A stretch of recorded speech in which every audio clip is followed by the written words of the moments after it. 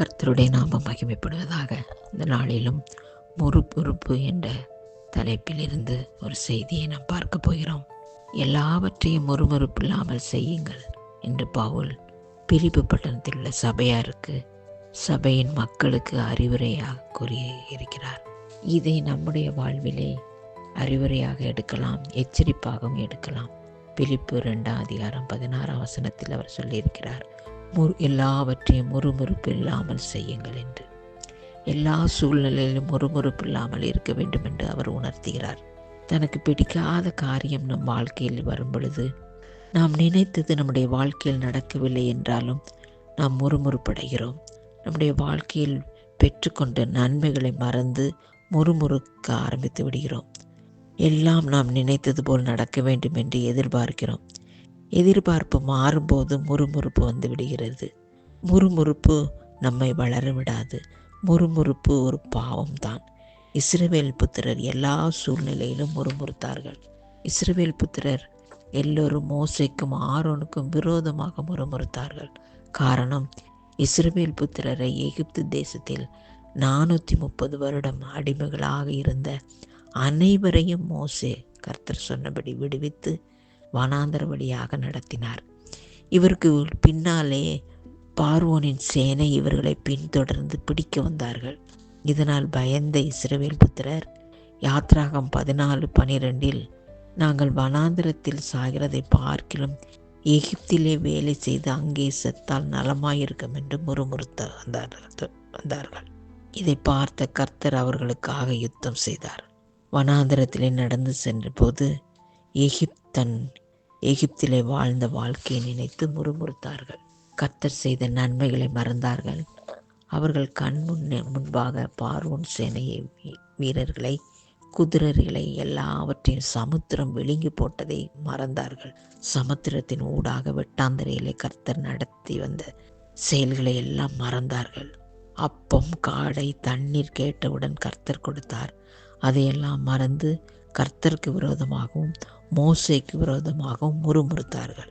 எத்தனை தரமோ வனாந்திரத்திலே கர்த்தருக்கு கோபம் மூட்டி அவரை விசனப்படுத்தினார்கள். கர்த்தர் செய்த நன்மைகளையும் அதிசயங்களையும் மறந்தார்கள்.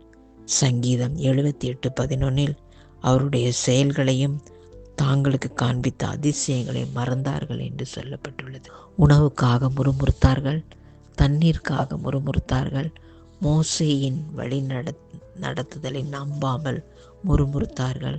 கோபம், அதிருப்தி, தேவனை கூட நம்பாத மனநிலையில் இஸ்ரவேல் புத்திரர் இருந்தார்கள். ஆனால் கர்த்தர் எல்லா சூழ்நிலையும் அவர்களை தேவைகளை சந்தித்தார், நன்மை செய்தார்.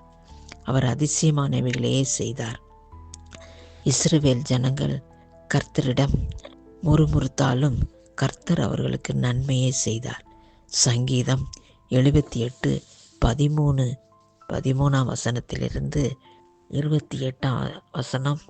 38 அவை சொல்லப்பட்டுள்ளது.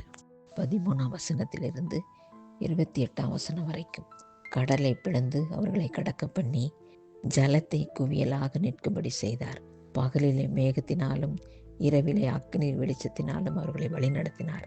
வனாந்திரத்திலே கண்மலையை பிளந்து மகா ஆழங்களிலே தண்ணீரை அவர்களுக்கு குடிக்க கொடுத்து கண்மலையிலிருந்து நீரோட்டத்தை புறப்பட பண்ணி தண்ணீரை நதி போல ஓடி வரும்படி செய்தார். என்றாலும் அவர்கள் பின்னும் அவருக்கு விரோதமாக பாவம் செய்து வறண்ட வெளியிலே உன்னதமானக்கு கோபமூட்டினார். தங்கள் இச்சையை கேட்ட போஜனத்தை கேட்டு தங்கள் இருதயத்தில் தேவனை பறிச்சு பார்த்தார்கள். அவர்கள் தேவனுக்கு விரோதமாக பேசி, தேவன் வனாந்திரத்தில் போஜன பந்தியை ஆயத்தப்படுத்த கூடுமோ? இதோ அவர் கண்மலையை அடித்ததினால் தண்ணீர் புறப்பட்டு நதிகளாய் புறப்பட்டு வந்தது. அவர் அப்பத்தை கொடுமோ? தம்முடைய ஜனத்துக்கு மாம்சத்தை ஆயத்தப்படுத்துவாரோ என்றார்கள். ஆகையால் கர்த்தர் அதை கேட்டு கோபம் கொண்டார். அவர்கள் தேவனை விசுவாசியாமலும் அவருடைய ரட்சிப்பை நம்பாமலும் போனதினால் யாக்கோபுக்கு விரோதமாய் அக்கினி பற்றி எறிந்தது. இஸ்ரவேலுக்கு விரோதமாய் கோபம் உண்டது. அவர் உயரத்தில் மேகங்களுடைய கட்டளையிட்டு வானத்தின் கதவுகளை திறந்து மன்னாவை அவர்களுக்கு ஆகாரமாக வர்ஷிக்க பண்ணி வானத்தின் தானியத்தை அவர்களுக்கு கொடுத்தார். தூதர்களின் அப்பத்தை மனுஷர்கள் சாப்பிட்டார்கள். அவர்களுக்கு ஆகாரத்தை பூரணமாய் அனுப்பினார். ஆகாசத்திலே கீழ்காற்றை வரை பண்ணி தம்முடைய வல்லமையின் தென்றலை வீச செய்து மாம்சத்தூளையும் சிறகுள்ள பறவைகளையும் கடற்கரை மணலத்தினையாக வருஷிக்க பண்ணினார். அவைகளை அவர்கள் பாளையத்தின் நடுவிலும் அவர்கள் கூடாரங்களிலும் சுற்றி இறக்கினார். அவர்கள் புசித்து திருப்தி அடைந்தார்கள். அவர்கள் இச்சித்ததை அவர்களுக்கு கொடுத்தார். இவைகளெல்லாம் நடந்தும் அவர் செய்த அதிசயங்களையும் அவரை நம்பாமல் அவர்கள் பாவம் செய்தார்கள். அவரோ அவரை அழிக்காமல் இரக்கமுள்ளவராய் அவர்கள் அக்கிரமத்தை மன்னித்தார். அவர் தமது உக்கிரம் முழுவதும் எழும்பாமல் அநேக தரம் தமது கோபத்தை விலக்கினார். இப்படியாக இஸ்ரவேல் ஜனங்கள் கர்த்தருக்கு கோபத்தை மூட்டினாலும் கர்த்தர் இரக்கமே அவர்களுக்கு செய்தார். நம்முடைய வாழ்க்கையிலும் நாம் எப்படி இருக்கிறோம் யோசித்து பார்ப்போம். இஸ்ரவேல் புத்திரரை போல கர்த்தர் செய்த நன்மைகளை மறந்து முறுமுறுத்து கொண்டிருக்கிறோமா? திருப்தி இல்லாத வாழ்க்கை தான் முறுமுறுப்பு வரும்.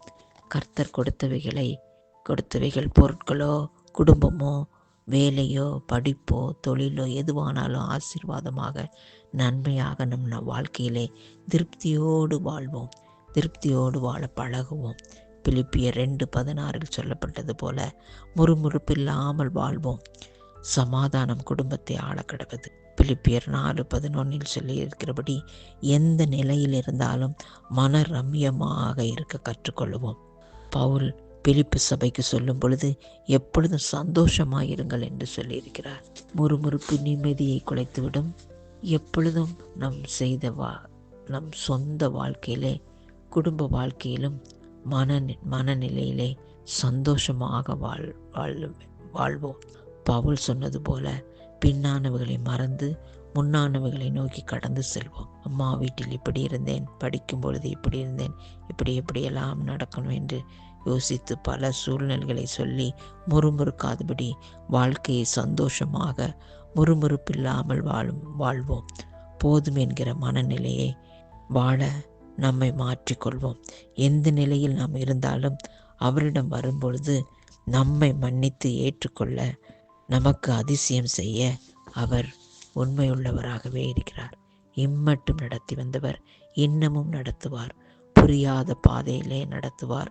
முறுமுறுப்பில்லாமல் முறுமுறுப்பை எல்லாம் அவரிடத்திலே ஒப்பு கொடுப்போம்.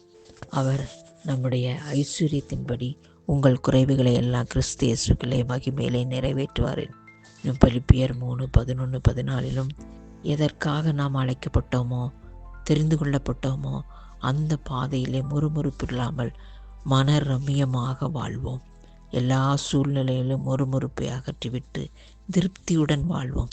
நன்றியுள்ள ஜீவியம் செய்வோம். அவர் நம் வாழ்க்கையிலே வருகிற எல்லா காரியங்களிலும் அவர் நன்மையாகவே நடத்தினார். அவர் செய்த நன்மைகளையும் நடத்திய விதங்களையும் மறவாமல் எல்லாவற்றையும் நினைப்போம். சந்தோஷமாக வாழ்வோம். முறுமுறுப்பில்லாமல் வாழ்வோம். இதை கேட்கிற யாவரையும் கர்த்தர் தாமே ஆசீர்வதிப்பாராக. ஆமேன், ஆமேன், ஆமேன்.